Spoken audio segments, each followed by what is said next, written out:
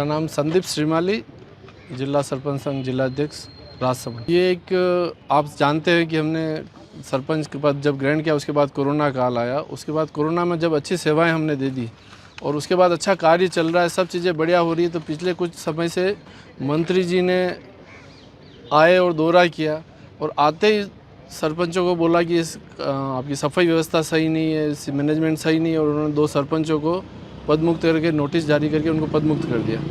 अब उसके बाद सचिवों को नहीं किया गया है और पीओ जो एडिशनल बीडीओ है उनको सस्पेंड कर दिया गया है।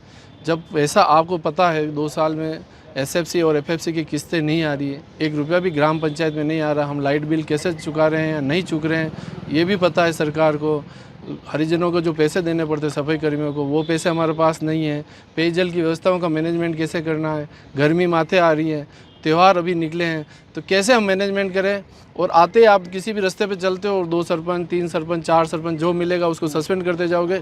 हमें ये तय करना पड़ेगा कि अब हमें इस पद पे आप मुख्यमंत्री जी कह रहे प्रशासक बनाओ, सरपंचों को प्रशासक बनाया और मंत्री जी निकलते जा रहे हैं, सस्पेंड करते हुए जा रहे हैं। जब यहाँ तो आप किस्तें दो तो मैनेजमेंट सही हो, आप भय व्याप्त करके कैसे सामाजिक व्यवस्थाएं और ये प्रशासनिक व्यवस्थाएं चला पाएंगे। तो इसके लिए हम आज माननीय जिलाधीश महोदय से मिलने आए हैं। जब से सरपंचों को प्रशासक नियुक्त किया गया उसके बाद कई ऐसे मामले आए जिसमें अलग अलग कारणों से प्रशासकों को पद मुक्त किया गया है, मगर ये जो इस बार विषय है जिसमें कि सफाई को कारण बताया है जी, ये अपने आप में एक ऐसा विषय है कि ऐसा लगता है कि हो सकता है कि इसको लेकर एक नाराजगी अलग तरीके से सरपंच में देखी जा रही है, प्रशासकों में देखी जा रही है।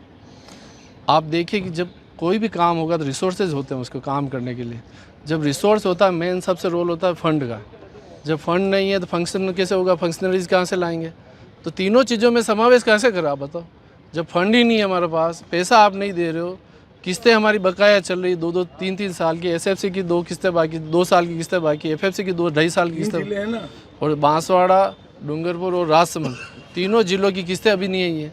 तो उस पर वो एक्शन नहीं ले रहे हैं कि यहाँ पैसे कैसे देंगे, तो कैसे काम करेंगे। जब आपने सरकार के सामने विषय रखा है, मगर अब इस पर आगे आप सरपंच संघ के माध्यम से क्या कुछ आंदोलन की भी रूपरेखा है या क्या कुछ कदम उठाए जाएंगे? प्रदेश संघ पे भी हमारी बात चल रही है और ऐसा पूरे राजस्थान में हो रहा है। और ये माहौल बनाया मंत्री जी ने, माननीय मंत्री जी ने, कि हम 12 लाख रुपए साल के दे रहे हैं। जैसे आपने भी सुना ही होगा, मंत्री जी ने कहा था हर पंचायत में हम 12 लाख रुपए दे रहे हैं। हमारा रिकॉर्ड उठा के देखो, सिस्टम है आपके पास, अकाउंट्स का चीज़ चेक करो कितना पैसा आ रहा है और वो पैसा कहाँ जा रहा है। हम वही जनता के बीच में पैसा आ नहीं रहा है, हरिजनों की 6-6 महीने की सैलरी बाकी है सफाई कर्मियों की, तो कैसे हम व्यवस्था चलाएं बताओ।